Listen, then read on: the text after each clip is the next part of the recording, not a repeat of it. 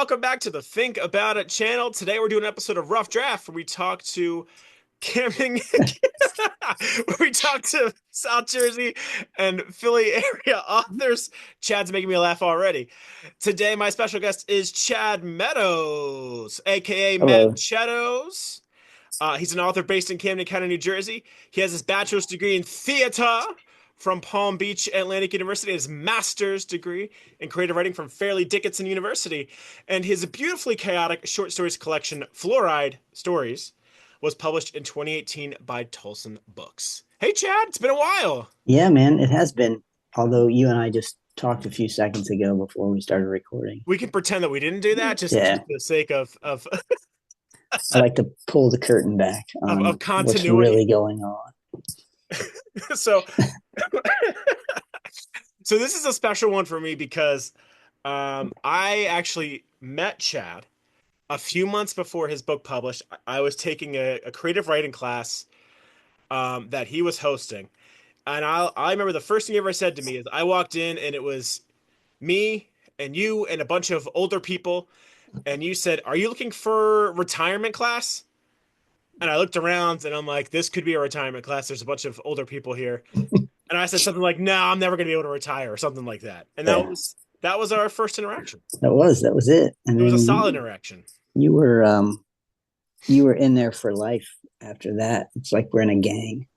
I got hooked, and I was ready to join the cult. I was ready to drink the Kool-Aid. Yeah, you did. But Chad's also a great friend, and he's definitely a mentor for me when it comes to writing. My book would not have made its way into fruition if it weren't for his help. Um, he was a big content editor for me, telling me if things didn't make sense or didn't make sense or we're stupid or we're smart. So I'm eternally grateful for Chad for helping me get my book out. But today we're going to talk about Chad's writing. So tell us a little about how long you've been writing. When did it become something you took seriously? Because your background was in theater. Yeah, I started writing when I was young. I definitely would sit down and write dumb stories when I was a kid. I read a lot of Hardy Boys books, and then I would try to write my own Hardy Boys books, and they were terrible. Um, and then I would write when I got into college. I got into writing like plays because I was in theater, and I thought, all right, I'm just going to write my own plays because most plays suck and they're terrible and they're boring, you know. Which obviously I don't like theater now. Um, and then once I got out of college, I stopped doing anything, and then many years later, um, my wife handed me a notebook with a picture on the front, and she's like, "Hey, why don't you write a story about this picture?" I guess that was probably in like 2008, I guess. So that's when I really decided, hey, you know what? I think I got something here. I don't want to say I'm pretty good. That sounds really arrogant. Um, and then I ended up taking this class in Philly, and kind of from there, it just took off. And then I decided to go in debt and get my MFA, which is completely useless at this point. Um, but I can, I guess, say that I have one, which is dumb. But yeah, so 2011 is when it got really serious because now it's costing me a lot of money. The MFA does make your intro sound a lot more intriguing, though. It does. It definitely makes me sound like a much more interesting person You because are a I have it. credentialed man. Yeah, and there's very few of us, like at this point. But it doesn't help me. So Fluoride um, was published in 2018. So it's been around the block for a little bit. It has, man. I was like, I look at it and I'm like, you're like, let's see, 2018. It's what, 7 years old now. Yeah. Like, how embarrassing, Fluoride's ready to start first grade. right? Yeah. Can you tell the people that are watching a little bit about the stories in Florida without spoiling it too much? Yeah, I can. Um, they're weird. like I don't want to pigeonhole myself as a writer, but whenever people ask me, oh, what kind of stuff do you write, I kind of have to like giggle a little bit and hesitate. But yeah, they're absurd slices of life. I look around and I see there's so much absurdity in the world, and that's really what they are. They're stories about people that are going through hard things, just like you are, every day. And it could be as hard as I can't grow a beard, and then I see everyone around me growing beards. I'm looking at you, you know, and so I'm like, wow, these people are real jerks because they're just flaunting how they can grow a beard. So it's just absurdity, I guess, without spoiling it, you know. Practical absurdity. A lot of like Yeah, everyday people in just really weird, crazy thoughts and situations. yeah, like, and it's just sometimes I turn the eye onto like kind of just how our culture is.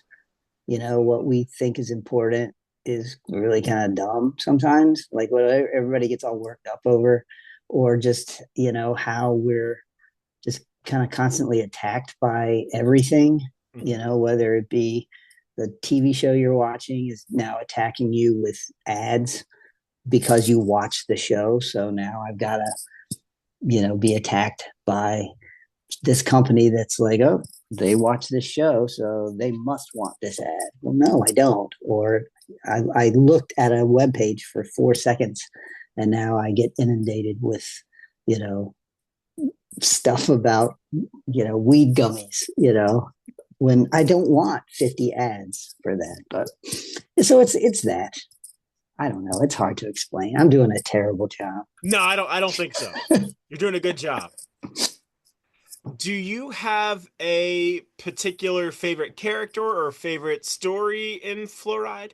And if you do, what is it, who is it, and why? They are all awesome. Um, they're all fantastic, and you can't go wrong if you just read one of them. Um, I had to pick it up because I haven't read it in a while. Shameless plug, I love it. I know I haven't read this book, but I heard it's really good. Um, no, I think my favorite character is Ferris Kent. Um, he's in the story How to Make a Bomb. Um, I think he's my favorite. Because I really liked spending a lot of time with him as a character, and I just I find him interesting. Very You know, nice. Yeah. yeah, So, knowing you personally, I have a little different perspective on the collection. Um, and if anybody does know you personally and does read this, they can definitely see a lot of Chad in the stories and sort of in the sub stories. And while the stuff can be like absurd and intense, like you said at times, underneath, I think everyone can find a little bit of themselves or someone they know in the stories.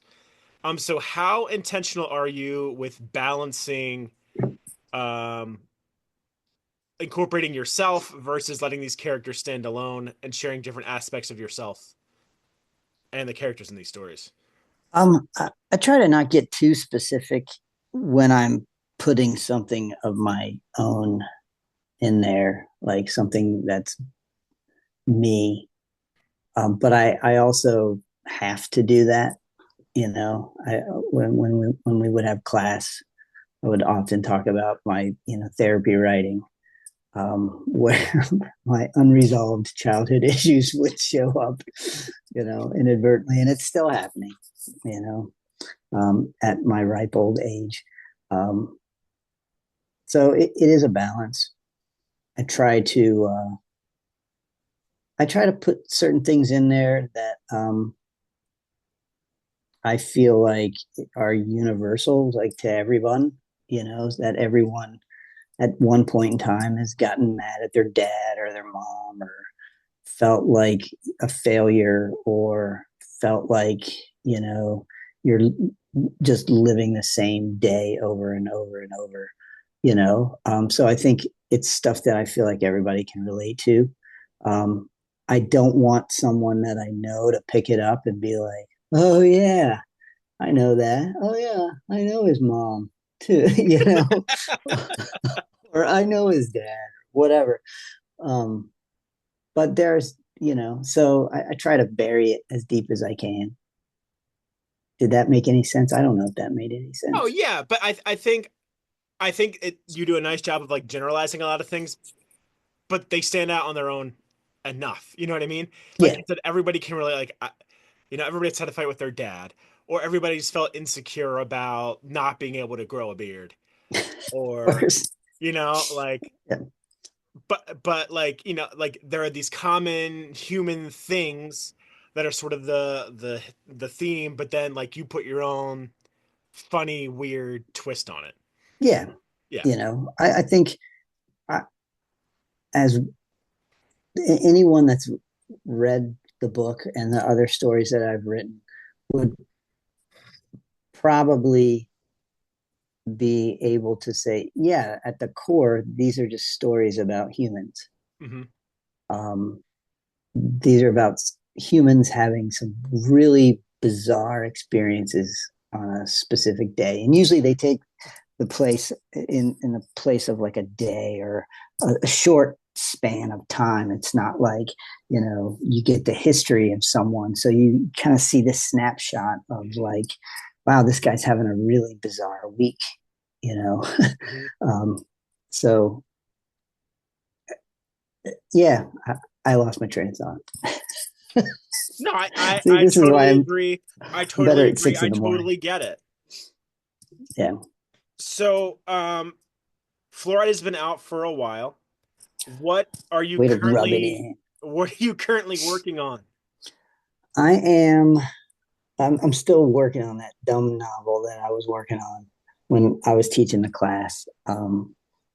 But I have really, and I think we were talking for the audience at home. We were talking earlier about this class that I used to teach, and I stopped doing it. And one of the reasons I stopped doing it was I started getting a little burnout on doing it, and I felt like it was pulling some of my creative resources away from my my project.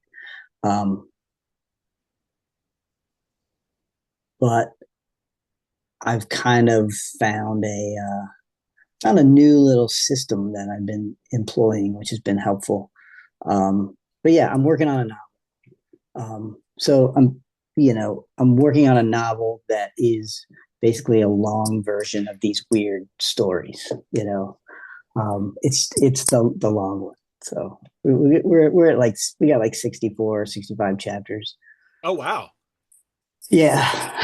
So I don't know if it's gonna Which make is it. a change of pace for you because I think a lot of your stuff is a little bit shorter. Yeah, you know. Um, yeah, so I mean it's gonna be hefty. We'll see, you know. Any thoughts on a timetable? Well, yeah, who knows? It's been this long, so it's not like I'm not rushing it. So I'm just doing As you doing the shouldn't. work. Yeah. As you shouldn't. Yes. It'll be ready when it's cooked and It'll out be of the ready when kitchen. it's ready to be ready. Yeah. So what advice would you give someone who either wants to get into writing or wants to improve their skills, or just sort of polish up something they've been working on? Um, and I've had to give myself this piece of advice recently, and it's not like I'm giving you any pearl of wisdom that I've come up with myself. Um, Anything you read about writing and getting better at writing is going to tell you this is sit down, sit in your chair, and do it. That is literally the only way that writing happens. It doesn't happen with you know making notes about your writing plan. It doesn't happen um, with jotting down ideas. Those are all great, and I do them constantly to avoid writing. but the only thing that will get it done and where you'll get better is to sit down and do it and just allow yourself to go wherever your mind wants to go that day, Mhm. but you have to put in the work, which is one of the reasons why I quit teaching the class, because I wasn't putting in the work. And you know it's hard with just the hustle and bustle of life. Jeez. And I'm sure a lot of people out there like struggle with perfectionism. Like, I want this to be good the very first time. And And it's not going to be, it's going to yeah. suck the first time. Like, I went back and started reading through my novel, and I was like, geez, a lot of this is terrible. Hmm. But then there were moments where I found myself laughing, Hmm. and I found myself like lost in it. Like, oh wow, that was a good chapter. I really enjoyed that. Hmm. you know. Um, but there's so much of it that's terrible, But it's because it's a work, It's like you're constantly refining it, and you're constantly working on it and fixing it and making it better, and it gets there when it gets there. But you can't get there if you don't sit down and do it, and if you're not willing to write some really bad stuff. I remember when I was writing my first book, I would when I would finish a draft, I would make a new separate copy and then edit and redraft over that draft so I could see the progression Yeah. and be like, I remember I brought my first draft of my first chapter of my book to our class, and I remember like it did not fly well. And I was like, wow. Yeah. Like I didn't think it was bad, but then like when everybody started like, yeah, this feels weird, this feels weird, I remember sitting there and being like, yeah, they're right, this does feel weird. And if I did not have that, I couldn't have written the book that I did. Like it was monumental. Yeah, you can't write in a vacuum. Well, you can totally write in a vacuum, um, but it's gonna suck. You get it? Vacuum suck. You Oh, could get some of that in this. yeah, another Available shameless on plug. Amazon. We are Um, pro shameless plug around here. yeah. No, you can't write in a vacuum, and then think you can put it out, and like it blow up and take off, because you're not gonna hear what a reader is going to tell you. That's why when it's done, you have to get it out in the world. So my second piece of advice is find a writers group that is taught by a really interesting writer.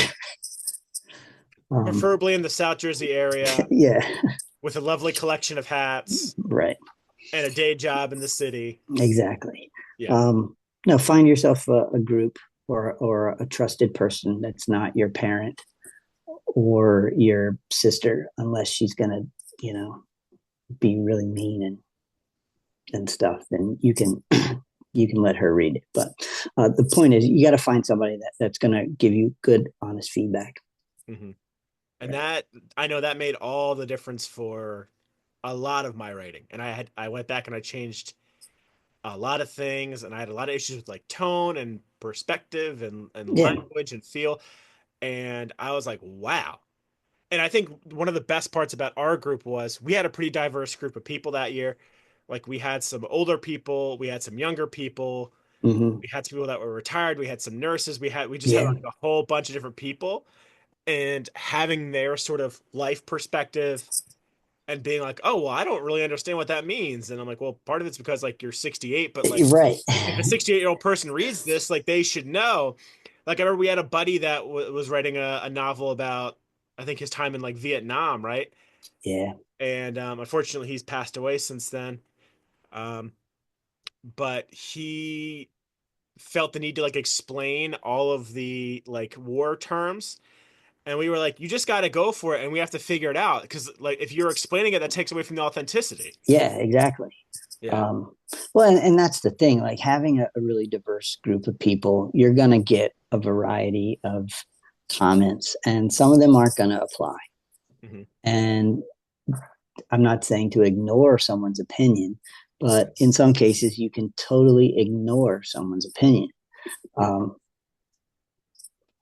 and then there's comments that, though, you need to really take to heart, and sometimes that's hard, you know.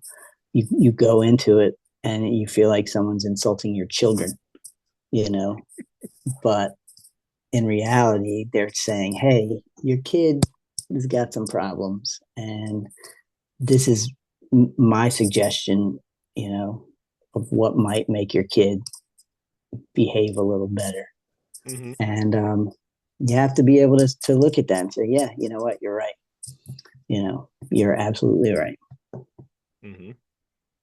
So if people are watching this and they want to pick up a copy of Fluoride, which would be fantastic, you definitely should. You still got it there? Can we plug it one more Yeah, time? I No, should have. it really is a fun, interesting read, and it's like 270 pages. It's pretty short, and I will Yeah, say, I think I read it in like, honestly, I think I read it in like two sittings, because I just went from one story to the next, and the wackiness and the realness just kept drawing me in. Um, but overall, when people close the book for their last time, what message or feeling do you want them to take away from it? um like I was looking at your questions, and I feel like this was the hardest one because uh, I want them to laugh. Hmm. you know um I don't want anyone to start crying after they finish unless they feel like this was the worst experience of their life. And then, yeah, cry, get it out. This guy where I work, who is the absolute opposite of me, um, a voracious reader. Um, we were at a Christmas party and we were having some cocktails, and I told him I'd written a book, and he ordered it right there on the spot. So that's what I want everyone out there to do, is order it right on the spot We're gonna put a link in the right now. description. Don't worry. Okay. Link will be in the description to both our books. Um, but I want people to walk away feeling like, you know what, it was it, if it, at the very least it was interesting. It's definitely interesting, and I can say, I remember when I finished it for the first time, I felt like I was on this wacky, crazy whirlwind of like nonsensical stuff, but at the same time, I was like, oh, I felt that though. Like I Yeah, related to a lot of the situations. Like I could remember like times where I felt maybe not to the extent that your characters did, but like, oh yeah, I was in that kind of scenario, and I remember like, at the end of the day, like, yeah, it is weird that I put so much of my thought and emotion and effort into something that doesn't matter, or like, like that kind of thing. yeah, So I went away being like feeling more human, which was cool and not what I was expecting to feel. yeah. I mean, there's I would like people to, okay, yeah, there's some weird stuff and some interesting and some absurd things, but there's more depth under the surface, Hmm. and I think it's like that with everything. There's always something else going on. So after the people buy the book in the link below and they read it, and they're just craving some more Chad Meadows, Matt Meadows literary texts, where can they learn more about you and follow what you're trying to do? Is there any social media places that you're remotely active on? I'm gonna go with no. Like, this is how little I know. Let me log on and see what I'm called. I'm on Facebook as Chad Meadows Writer. Okay. Um, Plug that. I I have not posted in a while, and I think I'm on Instagram as well. You are on Instagram as well. We can Um, plug in that. and I haven't posted in a while either. But when I get ready to, I will.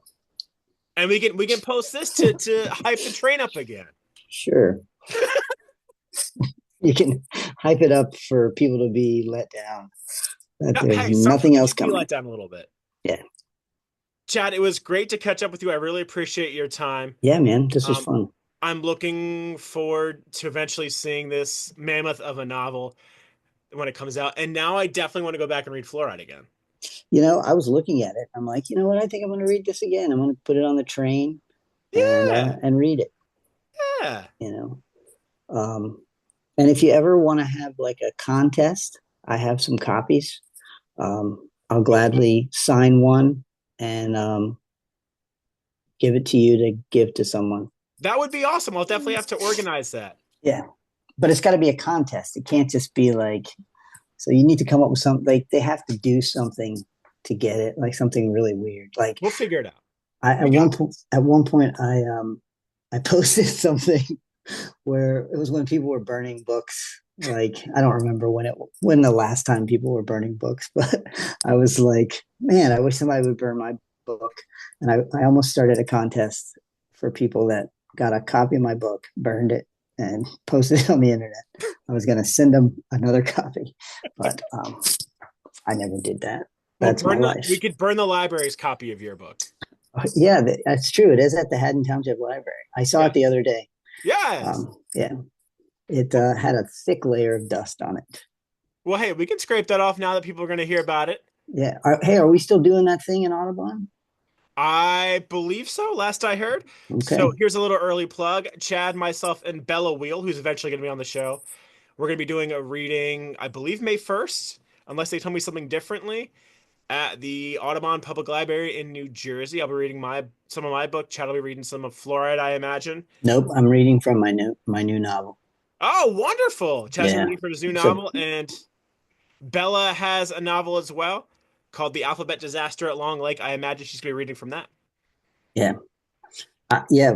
I was worried too because I'm like, all right, I don't know if there. It's a library, so I don't know who's going to be there, and I don't know if there's anything appropriate for children um, in here. So that's why I'm going to pick something out of my novel and give it a go. Well, I'm looking forward to getting the band back together to do that at least too. Yeah, Yeah, it'll be man. fun. Right on. Thank you so much for your time to do this. I know you're also a busy guy, so it does mean a lot for me to take the time out of your day to do this. Cool. Yeah, thank you. I appreciate it. This was fun. Let's do I'll it see you again, but around. we can talk about whatever. Hey, when the novel comes out, we'll have you back on. We'll talk about the novel. Okay, I'll see you in like 5 years.